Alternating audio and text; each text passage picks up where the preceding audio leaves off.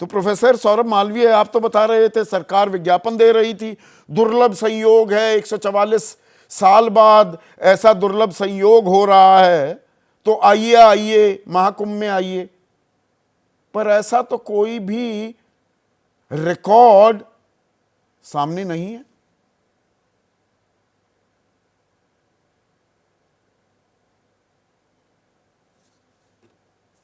संदीप जी, धर्म अर्थ काम मोक्ष की यह नगरी है। लाखों लोगों की सीधे हृदय से आस्था और विश्वास से जुड़ा भारत की सनातन संस्कृति की नींव पर खड़ा यह महापर्व एक ऐसे योग और महायोग में प्रवेश किया 144 साल बाद, जिसको साक्षात देखने के लिए लोग आतुर हैं और विश्व चकित है। नहीं, और 144 का कहां से, सुंदर किस आधार पर आप ये दावा कर रहे हैं? हमने सारी रिसर्च कर ली, कोई ऐसा आधार है ही नहीं, कोई रिकॉर्ड ही नहीं है। आस्था अपनी जगह बिल्कुल ठीक है, आप वहां तक जो कह रहे हैं मैं बिल्कुल मानता हूं। अरे भाई, जिसकी आस्था है वो जाएगा, पर आस्था के नाम पर आप आधी अधूरी या गलत जानकारी ना परोसिए ना।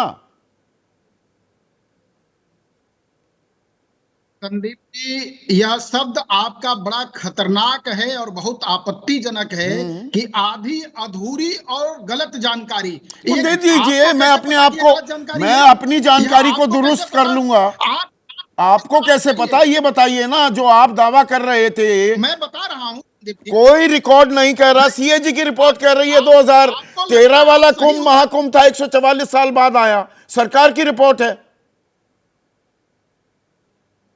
मैं बता रहा हूं संदीप जी, आप सुनेंगे। आप अंग्रेजों के दस्तावेज की बात कर रहे हैं, आप नहीं, मैं शिवपाल यादव की कंट्रोलर एंड बात कर रहे ऑडिटर हैं, उस जनरल की शिवपाल यादव की 2014 बात की कर बात रहे कर रहा हूं। हैं जिनकी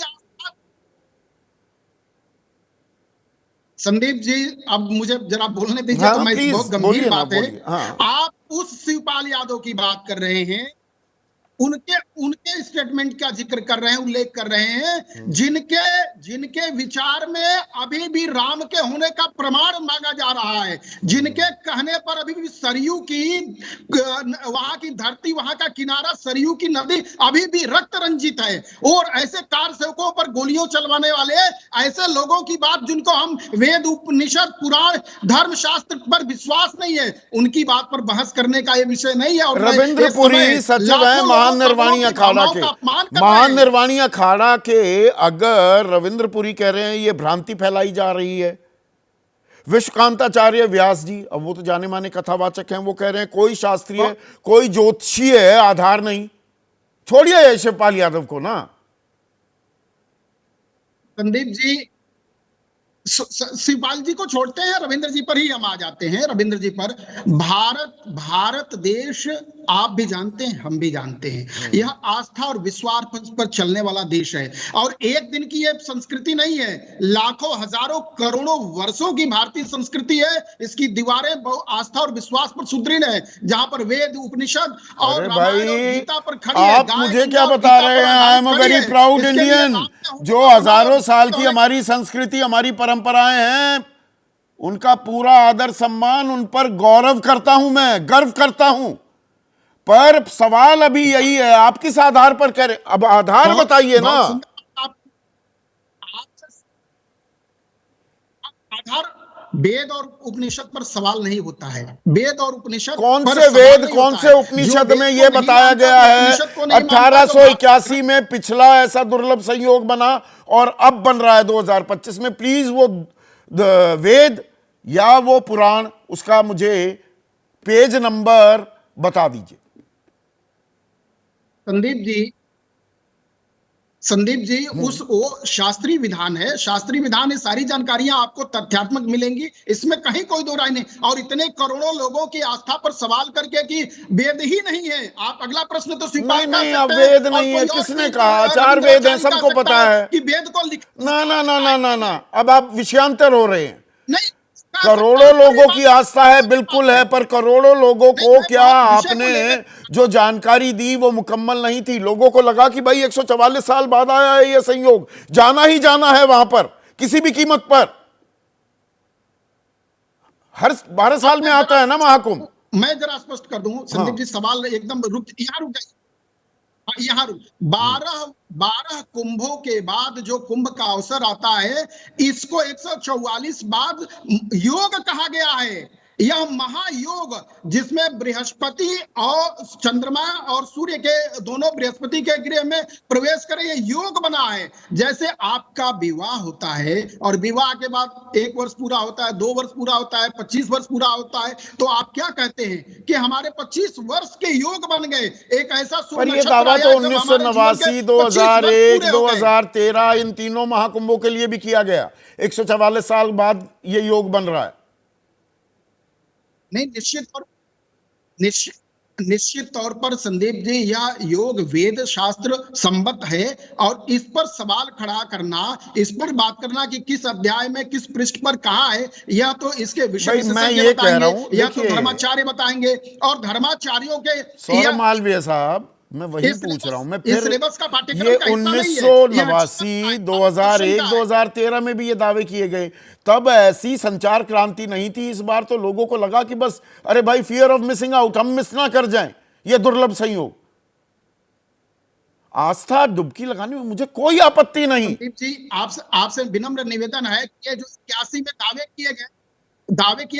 नहीं किए गए। आस्था दावा का चीज नहीं है, यही तो किया जा रहा है, प्रचार प्रसार की चीज बनाया ना। देखिए, ये कड़वी हकीकत तो है ही ना, ये बात को आप डिनाई करेंगे। प्रचार प्रसार का माध्यम बना दिया गया है महाकुंभ को, राजनीतिक इस्तेमाल भी हो रहा है, इस बात को आप डिनाई करेंगे? संदीप जी, एक कदम आगे बढ़ के कह रहा हूं कि यह थोड़ा कम हुआ है, इससे और ज्यादा करने की जरूरत है, इससे और व्यापक करने की जरूरत है, इसका प्रचार प्रसार थोड़ा और अधिक करने की जरूरत है। राजनीतिक प्रचार प्रसार, आस्था राजनीति का औजार भी बनेगी। ठीक है, 1 मिनट। लेकिन सुनील साजन भाई, लोगों में आस्था है और लोग मान रहे हैं, तो आपके पेट में दर्द क्यों हो रहा है? जो यहां पर सौरभ मालवीय कह रहे हैं कार सेवकों पे गोली चलाते हैं, कभी कुंभ को गैर जरूरी बताते हैं, वो मृत्यु कुंभ बता दिया ममता बनर्जी ने। आपकी तो बड़ी अच्छी सहयोगी हैं, हर बार आस्था पर सवाल क्यों उठाते हैं आप, बवाल क्यों काटते हैं? संदीप जी, इस देश में आस्था पर सवाल नहीं है, कोई सवाल नहीं है आस्था पर। सवाल है गलत आंकड़ों पर, सवाल है गलत प्रचार पर, सवाल है गलत प्रोपोगंडा पर, सवाल है अव्यवस्था पर। तो क्या वो नहीं है क्या? जिस उत्तर प्रदेश की सरकार में माननीय मुख्यमंत्री योगी आदित्यनाथ जी ये कहते हो कि 50 करोड़ लोग आएंगे, हमारी तैयारी 100 करोड़ की है, और आपने तो आज देश के सामने इनके पाखंड का, इनके झूठे आंकड़ों का, झूठे प्रोपोगंडे का सच सामने ला दिया कि भाई कहां है 144 साल। आपने ये बता करके 144 बाद आया है, ऐसा संयोग अब कभी जीवन में नहीं आएगा। आदमी ने अपना काम धंधा सब छोड़ करके आस्था के नाम पर चले गए। कोई जाम में फंस गया, कोई दिल्ली में मर गया, कोई कुंभ में इनकी अव्यवस्था में मर गया। भी तो पहुंचे, हरिद्वार में भी डुबकी लगा चुके थे और पहुंच गए, संगम में भी डुबकी लगाने। तो लोगों को तो लगा हाँ भाई दुर्लभ संयोग है। आप भी तो यही काम कर रहे थे। आस्था है, सवाल ये नहीं है। हम कह रहे हैं कि जिन लोगों ने डुबकी लगाई है, जो नहीं लगा पाए वो जा रहे हैं। लेकिन आप प्रचार कैसा कर रहे हैं? सरकार क्या सच बता रही कि झूठ बता रही? अभी मैं सुन रहा था, कह रहे हैं कि वेद, उपनिषद, धर्माचार। अरे धर्माचारी तो बता रहे हैं, कथावाचक ही तो बता रहे हैं, मत मानिए हमारी। लेकिन इन पर सवाल इसलिए खड़ा होता है संदीप जी, क्योंकि सबसे ज्यादा ये लोग ये प्रचार करते हैं सनातन का मतलब ये ठेकेदार, हिंदू का मतलब ये ठेकेदार, भगवान का मतलब इनके। कौन हिंदू है कौन हिंदू नहीं है उसका सर्टिफिकेट भारतीय जनता पार्टी देगी।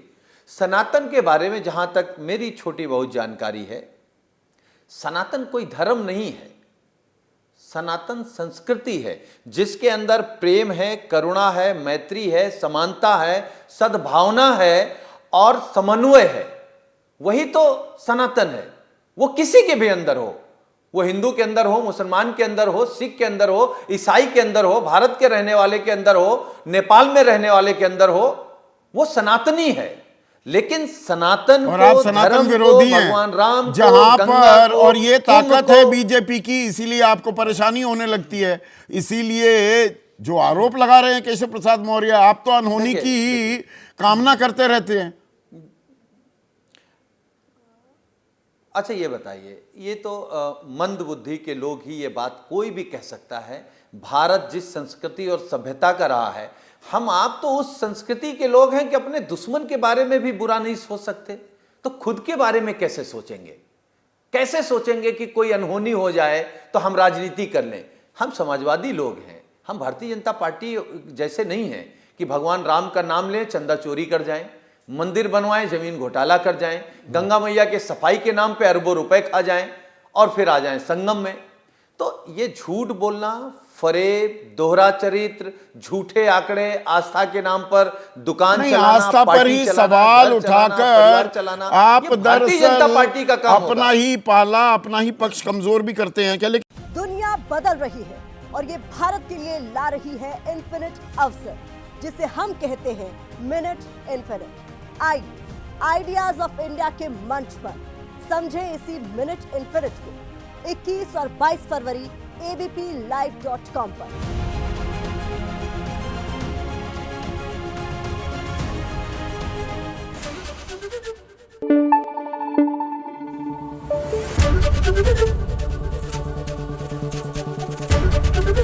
एबीपी न्यूज आपको रखे आगे।